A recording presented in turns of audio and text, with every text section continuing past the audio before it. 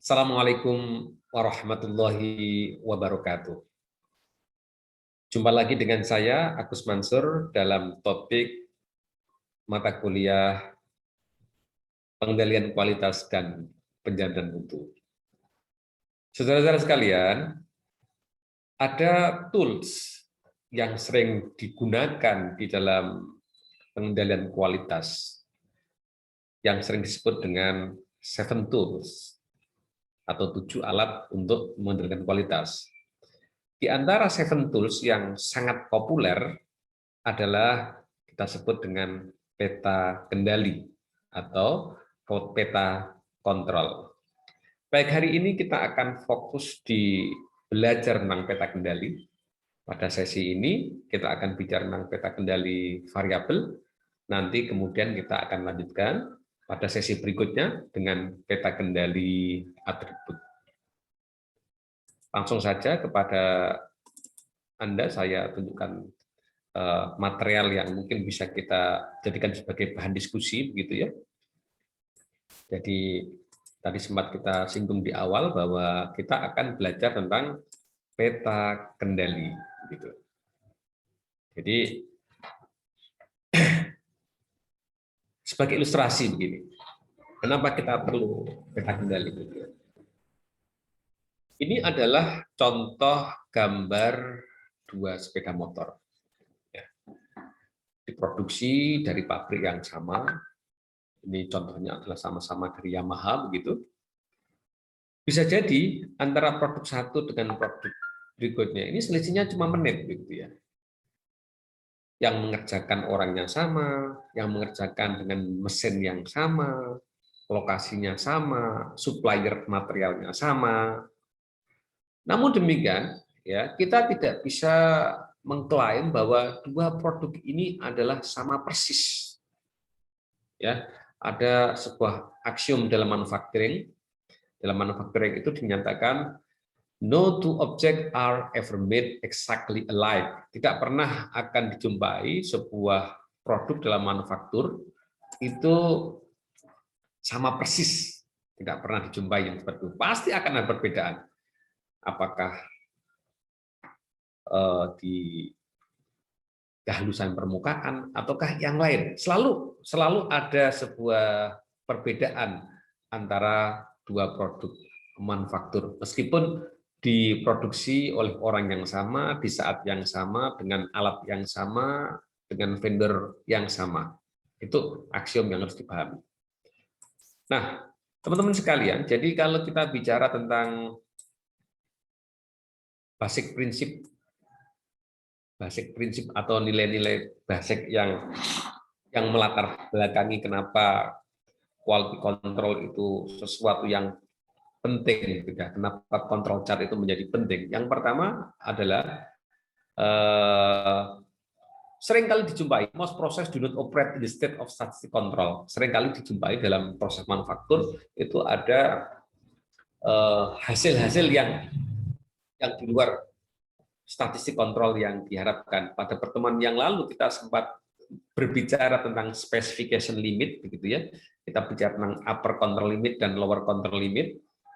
Bagaimana segala proses itu diupayakan pada target value yang diinginkan, begitu ya. Nah, seringkali di dalam operasionalnya itu dijumpai proses yang di luar kendali, gitu ya. Nah, konsekuensinya ya perlu ada upaya untuk mengidentifikasi sehingga tindakan-tindakan pencegahan itu bisa dilakukan. Kita sebut sebagai assignable causes. Jadi causes itu ada 2, causes terjadinya non-conforming itu ada 2, ada assignable causes dan ada yang kita sebut sebagai random causes. Nah, assignable causes sendiri itu merupakan penyebab-penyebab terjadinya non-conformity yang bisa kita reduce, ya, bisa kita kurangi, karena mungkin ada beberapa penyebab yang mengakibatkan proses tidak berjalan dengan baik, gitu ya. Nah, begitu kita menemukan assignable causes, ya, assignable causes mungkin faktor apa konsentrasi operator yang tidak hati-hati, atau mungkin setting mesin yang kurang tepat dan sebagainya. Itu kita sebut sebagai assignable causes, ya. Begitu assignable causes sudah kita identifikasi, maka kita akan memerintahkan atau menyuruh kepada operator atau manajemen atau pihak-pihak yang terkait untuk melakukan penyesuaian-penyesuaian. Penyesuaian itu akan berdampak kepada upaya melakukan perbaikan proses yang kita lakukan. Sehingga harapannya adalah proses menjadi lebih terkendali, atau dalam bahasa yang lain, proses semakin menuju kepada target yang kita harapkan. Oke, berbicara tentang variasi yang mungkin muncul, begitu ya. Berbicara tentang variasi yang mungkin muncul di dalam sebuah produk, maka bisa kita sampaikan variasi di dalam produk itu ada minimal tiga model, begitu ya. Variasi yang pertama kita sebut sebagai variation within piece variation, di mana variasi yang terjadi di dalam satu produk. Ada satu produk misalnya kita sebut sebagai mobile phone seperti ini ya. Di dalam satu unit produk ini produk ini ya, satu produk ini, ternyata permukaan antar satu sisi, satu titik dengan titik yang lain itu tidak sama, misalnya begitu ya. Antar pinggir sini dengan pinggir sini ini tidak sama. Terjadi perbedaan surface roughness-nya. Nah, ini kita sebut sebagai variation yang terjadi within piece variation. Ada variasi yang terjadi dalam piece-to-piece variation antara produk satu dengan produk yang lain. Ada dua produk satu dengan produk yang satunya lagi kita bandingkan, begitu ya. Perbedaan itu kita sebut sebagai piece-to-piece variation. Ada juga variation yang kita kategorikan sebagai time-to-time variation. Time-to-time variation itu artinya apa? Time-to-time variation itu variasi yang terjadi karena perbedaan waktu produksi. Biasanya kita bicara tentang batch pagi, kemudian ada batch siang, gitu ya. Begitu pagi dan siang kita bandingkan, ternyata ada perbedaan. Ada perbedaan waktu antara pekerjaan pagi dan pekerjaan siang. Nah, ini kita sebut sebagai time-to-time variation, ya, di mana produk diproduksi pada hari yang berbeda, waktu yang berbeda, ternyata di situ ada variasi. Oke. Nah, ketiga-tiganya ini bukan hal yang baik, ya, bukan hal yang baik. Jadi ketiga-tiganya ini harus kita reduce, kita kurangi, begitu. Kita lanjutkan. Kenapa kita perlu untuk menggunakan control chart? Jadi seperti tadi kita sempat singgung bahwa control chart itu bisa kita gunakan untuk mendiagnostik assignable causes. Ya, dengan menggunakan control chart kita akan ketemu kira-kira di mana akan terjadi assignable causes yang teridentifikasi, begitu ya.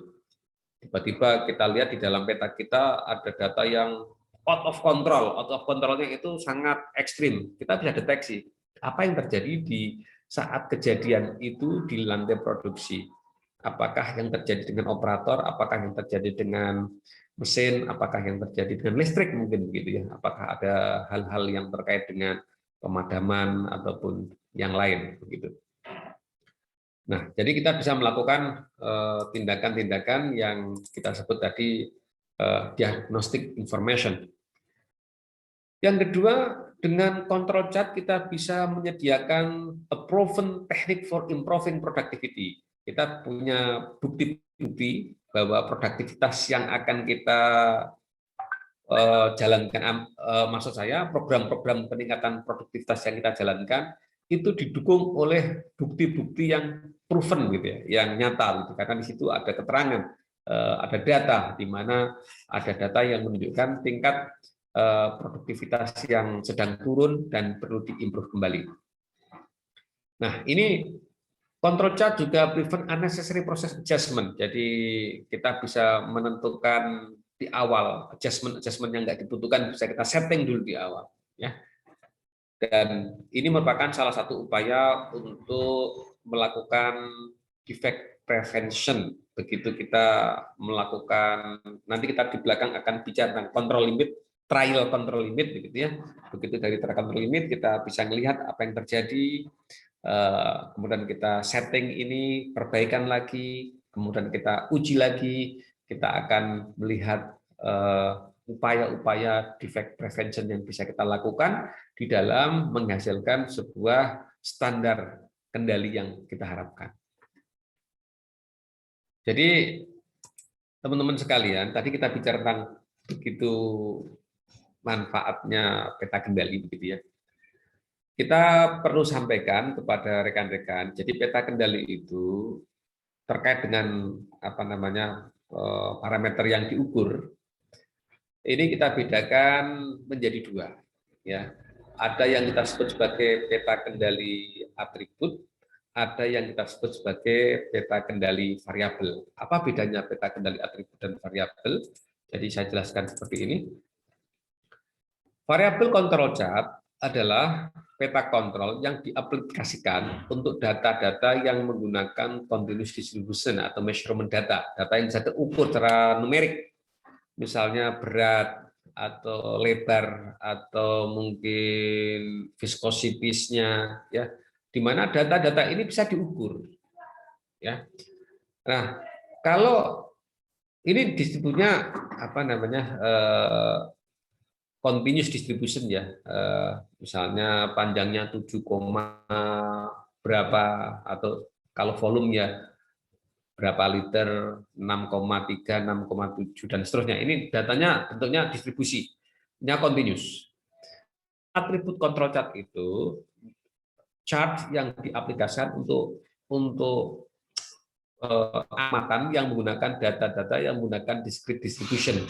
Jadi misalnya cacat atau tidak cacat, bagus atau jelek, ya.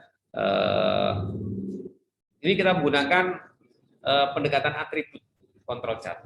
Jadi kita membedakan sebuah parameter kualitas kaitannya dengan baik dan tidak baik, ya, cacat dan tidak cacat, namanya control chart.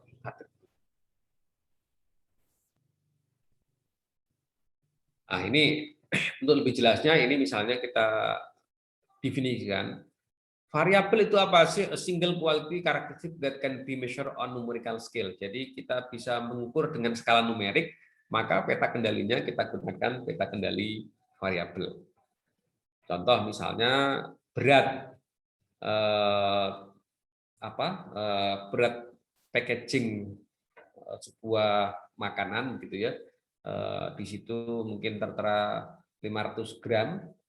Apakah betul 500 gram ataukah tidak, kita bisa kendalikan beratnya itu. Misalnya chip kentang, gitu ya, chip kentang yang di packaging dengan model-model modern packaging, gitu ya, kita bisa lihat berat bersihnya berapa, net weight-nya itu berapa.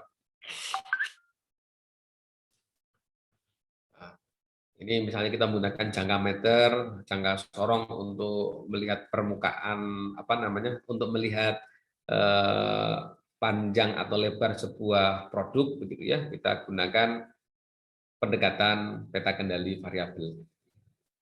Ini misalnya viscosity, kita bicara tentang pelumas, ya, minyak pelumas kita cek bagaimana kekentalannya, viskositinya bisa kita ukur, ya, bisa kita ukur. Oktan dari BBM, gitu ya, itu bisa kita ukur. Ini kita gunakan peta kendali yang bersifat variabel. Baik, saya lanjutkan. Nah, kita perhatikan bersama-sama gambar di sini, ya. Jika kita menggunakan peta kendali variabel, yang harus kita betul-betul monitor adalah mean value, ya, mean value, dan variability yang terjadi. Jadi mean value itu kita anggap sebagai central tendency limitnya, tengah ini mean value-nya, target yang kita harapkan di sini, ya. targetnya itu di tengah ini, kemudian kita mempunyai specification limit, ya. Kalau naik, ya naiknya maksimal berapa, kalau kurang ya kurangnya berapa, kita sebut sebagai lower specification limit untuk batas bawah dan upper specification limit untuk batas atas. Nah, target value-nya ini kita sebut sebagai min. Nah, kita mengamati ini, mengamati variability, deviasi yang terjadi. Ya, ini kita amati. Ya, ini kita amati. Ya. Dari gambar ini ada beberapa hal yang bisa kita cermati. Bisa jadi ya, apa namanya, proses min seperti gambar B ini, proses min sama target minnya itu nggak sama gitu ya, meleset ke kanan, cenderung ke arah upper specification limit. Kalau yang ini adalah anggapannya adalah nanti proses min dengan target min itu pada titik yang sama. Nah, ini kalau di gambar C proses min dan target min pada titik yang sama, tapi di sini deviasinya itu lebih tinggi di sini. Ya, deviasinya lebih tinggi sehingga melewati upper specification limit yang kita harapkan. Nah, ini jadi pada prinsipnya kalau kita berbicara tentang peta kendali variabel, kita harus fokus pada mean value dan variability yang terjadi. Ini adalah beberapa manfaat yang bisa kita harapkan dengan menggunakan peta kendali variabel. Ada manfaat-manfaat yang bisa kita peroleh, bisa for quality improvement of course ya, kita bisa tahu di mana posisi proses kapabilitas kita sehingga kita bisa melakukan improvement dan sebagainya. Ini bisa kita baca-baca sendiri. Ini adalah objective of variable control charts, bisa kita gunakan untuk melakukan tindakan-tindakan sebagaimana kita tampilkan di slide kita ini. Bisa untuk apa namanya, memahami bagaimana current decision in regard to production process. Kita bisa mengambil tindakan-tindakan apa yang perlu kita lakukan ketika kita melihat production process kita saat ini, begitu ya. Baik. Kalau bicara tentang peta kendali, control chart for mean and variability atau peta kendali variabel, ya, ada 3 peta kendali yang sering digunakan. Ya, yang pertama kita sebut sebagai peta kendali rata-rata. Yang kedua kita sebut peta kendali S, ya, standard deviation chart. Yang ketiga adalah R chart atau ring chart. Ya, R chart ini widely used, seringkali digunakan di dalam melakukan pengendalian kualitas dengan peta kendali variabel. Sebelumnya kita perlu sampaikan dalam peta kendali ini ada notasi-notasi yang sering digunakan. Ya, jadi N di sini, N kecil ini terkait dengan berapa besarnya size of sample group. Ya, jadi setiap kali ngambil sampel itu berapa besarnya sampel. Kalau misalnya saya ngambil sampel 30 kali, sekali ngambil sampel kok 5 jumlahnya, maka N-nya sama dengan 5. M adalah number of sample selected. Misalnya tadi saya bilang mengambil sampel 30 kali, nah, maka M-nya sama dengan 30. Ukuran sampelnya, N of size sampelnya adalah 5. Ya. X bar XI ini adalah a rate of the observation of the E sample, jadi berapa rata-rata dari masing-masing sampel. Misalnya tadi kita ambil sampel kita itu ukurannya 5, pada sampel pertama kita dapat nilai, 2 dapat nilai, 3 dapat nilai, 4 dapat nilai, 5 dapat nilai, kita rata-rata, maka kita sebut sebagai X bar-nya. Nah, selain X bar kita mencari juga double X bar ya, untuk grand average. Dari total average kita averagekan lagi. R itu simbol untuk range. Range itu gimana sih cara mencarinya? Adalah nilai X maksimum dikurangi nilai X minimum. Kemudian Rx bar ini rata-rata dari range of all M samples. Nah, di sini ada deviasi, the two process standard deviation, dan mu di sini adalah the true process mean. Ini simbol di dalam peta X bar maupun peta R. Ini beberapa asumsi, misalnya begini ya, ketika distribusi normal yang terjadi di dalam data kita ya, maka di sini min-nya kita kasih simbol dengan mu, standar deviasinya akan ketemu juga. Jadi untuk mendapatkan mendapatkan X bar adalah X1 X2 dibagi N ya. Jika X bar ini distribusi normal ya, maka standar deviasi bisa kita ukur dengan rumus sebagai berikut. Besarnya deviasi pada X bar ya, kira-kira rumusnya akan seperti ini. Oke. Nah, nanti kita akan mencari posisi upper and lower counter limit ya, upper and counter limit, karena kita mengasumsikan ini distribusinya normal, sehingga upper counter limitnya kita tuliskan min plus Z alfa per 2 deviasi per akar N. Kalau lower counter limitnya ya min Z alfa per 2 kali Z alfa per 2 deviasi per akar N.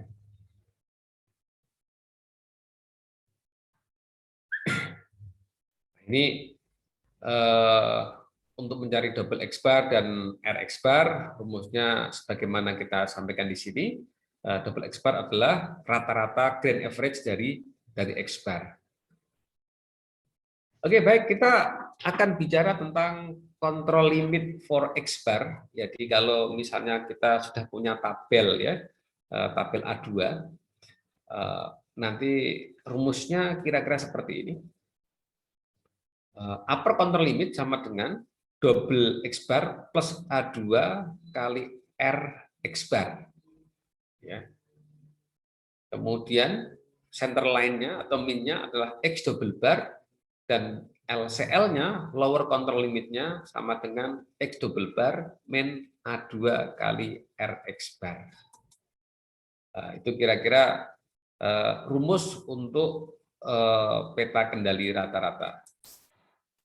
Bagaimana cara kita melihat besarnya tabel? Jadi tadi kita sudah tunjukkan bahwa peta kendali variabel untuk mencari batas kendali atas, batas kendali bawah, kita bisa menggunakan bantuan tabel gitu ya. Bagaimana cara kita menggunakan tabelnya? Kita akan tunjukkan di sini pada teman-teman sekalian. Jadi misalnya ini tabel yang bisa kita tunjukkan kepada teman-teman. Ini tabel distribusi normal ya. Misalnya tadi kita sebut sebagai subgrupnya, besarnya subgrup size N-nya, ukuran sampel sekali ngambil itu 5, maka di sini kita tentukan besarnya N-nya adalah 5. Ya. Kalau tadi kita bicara tabel A2, begitu ya, A2-nya itu ada di sini, 0,58. Jadi kalau kita gambarkan ya, ini misalnya subgrupnya itu ada besarnya 5, misalnya gini ya, dan kita tarik nilai A2-nya itu berapa di sini. Nah, ini adalah nilainya di sini. Nah, kira-kira begitu. Jadi ini kalau subgrup dari sampel kita itu ukurannya 5, maka nilai A2-nya 0,58. Itu contoh bagaimana kita menggunakan peta variabel yang mengacu kepada penggunaan tabel. Baik, kita akan coba lakukan latihan, gitu ya. Nah, ini tadi kita di sini kan. Begitu juga nanti ketika kita menggunakan peta R ya, peta R. Peta R nanti kita akan menggunakan tabel dengan melihat nilai D4 dan D3. Ya sama dengan tadi. Kalau misalnya di sini kita memiliki ukuran sampel 5 ya, D3-nya bisa kita hitung, D4-nya bisa kita lihat. Ya. Baik, kita kembali ke sini. Sebelum peta X-bar ataupun peta R kita implementasikan, langkah pertama sebelum nanti hasilnya digunakan, kita perlu melakukan yang kita sebut sebagai trial control limit. Jadi sebelum betul-betul hasil peta kendali itu kita gunakan sebagai referensi, kita perlu melakukan trial control limit atau control limit awalan. Ya, kita tentukan M initial sampel, kita gunakan rumus yang kita gunakan. Nah, kita cek revise control limit as required and establish reliable limit. Jadi data-data yang di luar kontrol, yang ekstrim di luar kontrol, kita cek itu sebagai assignable causes, misalnya begitu ya, kita buang, baru kemudian kita gunakan data baru tersebut untuk fase 2. Nah, ini fase 2 ini kita sebut sebagai operating off chart yang bisa kita gunakan untuk monitoring future production. Kita bisa prediksi future production berdasarkan fase 2 ini. Ya, kalau fase 1 kita hanya bisa melihat, kita gunakan untuk melihat posisi dari peta kendali kita. Oke. Baik, sekarang kita berikan contoh. Ini ada data flow with measurement, satuannya mikron for the hard bake process. Ya. Kita lihat di sini. Baik, kita akan berikan contoh untuk mempraktekkan bagaimana peta kendali variabel dijalankan begitu ya. Ini ada sebuah contoh diproduksi wafer begitu ya. Di sini berarti sampel number-nya ukurannya 5. Ini 1 2 3 4 5 ya. Satuan dari angka di sini mikron. Jadi lebar dari produk ini satuannya mikron. Maka kita bisa lihat di sini X bar yang ada di sini merupakan rata-rata dari sampel 1, 2, 3, 4, 5, kita ketemu X bar-nya di sini. Begitu juga kita bisa melihat besarnya nilai rata-rata, begitu ya, nilai rata-rata dari ring, nilai X bar-nya sudah ketemu ya, sudah kita cari di sini. R di sini kita cari nilai tertinggi di dalam baris ini mana? 1,3, 1,4, 1,67, 1,45, 1,69 ini adalah yang tertinggi.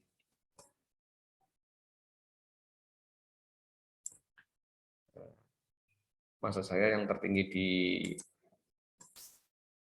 sini ya, di sini, di dalam baris ini. Terendah adalah 1,3.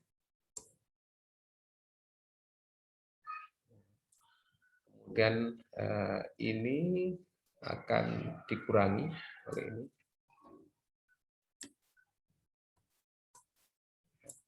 Ketemunya ini. Kurangan ini menghasilkan angka ini. Ini R-nya, selisihnya, ringnya.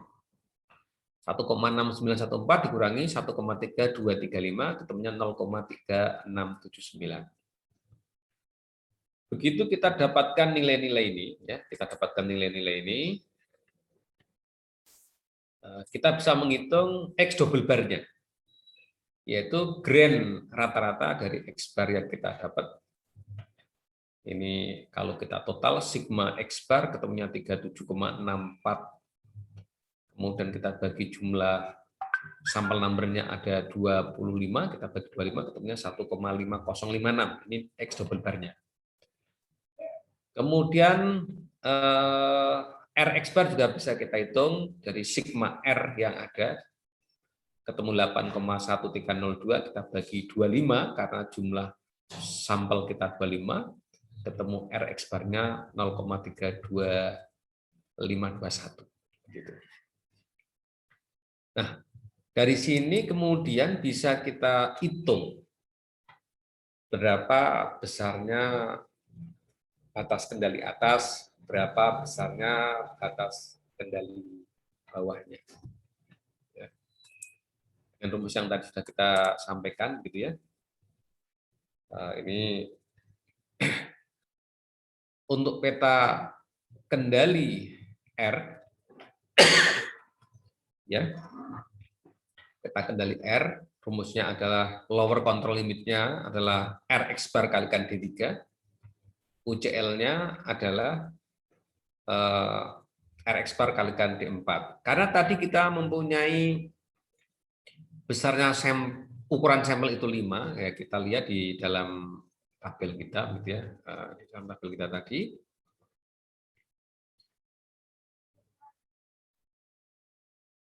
Ya, maaf ini ada sedikit kesalahan klik. Oke, ini tadi kita ketemu di sini. Oke. D3-nya, karena sampelnya ukurannya 5, maka D3-nya sama dengan 0 di sini. Ya. D4-nya 2,11. A2-nya 0,58, A3-nya 1,43. Jadi kalau kita ketemu di sini, ya 0. Ini D4-nya adalah 2,114. Untuk peta X rata-ratanya, gitu ya, ketemunya di sini UCL-nya adalah X double bar plus A2 kali Rx bar, ketemunya adalah 1,5056, ini X bar kita, X double bar kita, ditambah dengan A2, ini dari tabel, ya, dikalikan dengan Rx bar 0,32521, ini hasil hitungan kita di atas ini. Ketemunya 1,69325, dan lower control limitnya dengan cara yang sama, tinggal kita ubah yang mula-mula plus menjadi minus, X double bar minus A2R X bar. Ketemunya 1,31795. Oke, kalau kita gambarkan, ini yang pertama kita sebut sebagai, ini peta X barnya, ya. Kita lihat di sini, semua data berada di dalam kontrol. Nah, untuk peta R-nya ada satu data, ya, yang melewati kontrol. Nah, ini bisa jadi kita buang data ini, kita uji lagi dengan rumus yang baru, rumus yang tadi kita sampaikan, begitu ya, dengan mengurangi jumlah datanya, yang tadi mula-mula datanya kita itu 25, kalau ini kita anggap sebagai trial, gitu ya, trial control limit, maka untuk fase kedua ini datanya tidak lagi 25 karena ini di luar kontrol, kita buang. Data keberapa ini yang kita buang, kemudian bisa kita hitung lagi peta kendali yang baru, ya. Oke, baik.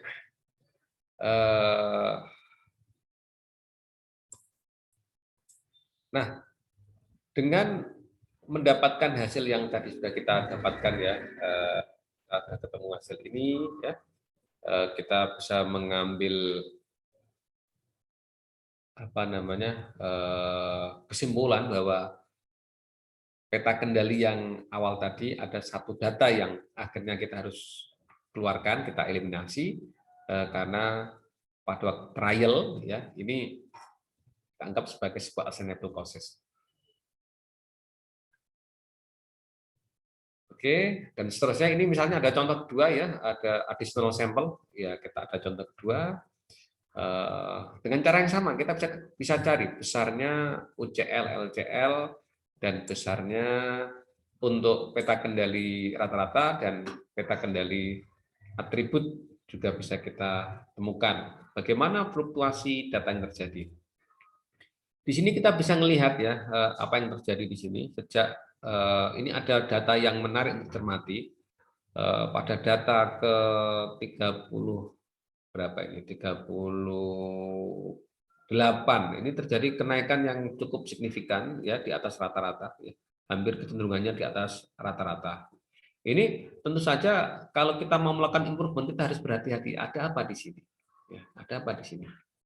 Kalau datanya fluktuatif seperti ini dianggap baik-baik saja, tetapi ketika ada data lebih dari 5 kali 1, 2, 3, 4, 5, 6, 7, 8 kok di atas rata-rata terus dan kecenderungannya naik, nah ini bagian produksi harus cermat ada apa di sini. Gitu. Oke, baik.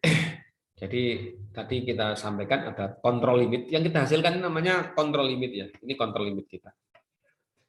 Sementara di desain awal kita sebut sebagai specification limit. Nanti kita akan bandingkan hasil kontrol limit kita dengan specification limit kita. Nah, kalau misalnya ya nilai kontrol limit kita itu berada di dalam specification limit kita, ya, maka kita anggap sebagai apa ya natural tolerance limit ya, bahwa proses kita itu berada di dalam apa namanya di dalam spesifikasi yang kita harapkan. Ya jelas ada deviasi. Tadi kan di awal kita sampaikan bahwa tidak akan pernah ada produk manufaktur yang nilainya akan sama persis secara apa namanya secara kontrol quality begitu ya. Namun kalau nilai deviasinya itu masih di dalam spesifikasi, ini kita anggap sebagai sesuatu proses yang normal gitu ya, yang normal. Jadi kontrol limit itu berasal dari natural proses variability yang kita tadi cek di dalam proses produksi kita. Kalau specification limit ini ditentukan dari external condition sebelum proses produksi dijalankan. Baik, oke. No mathematical relationship between control limit and specification limit. Jadi ini adalah memang sifatnya natural gitu ya, sifatnya natural. Natural itu artinya apa?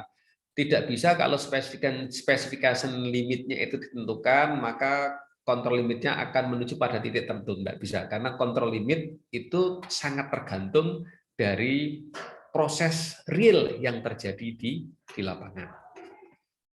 Baik, demikian mungkin pengantar untuk memahami bagaimana peta kendali variabel bekerja, dan mudah-mudahan manfaat. Kita akan ketemu pada sesi peta kendali atribut. Terima kasih. Assalamualaikum warahmatullahi wabarakatuh.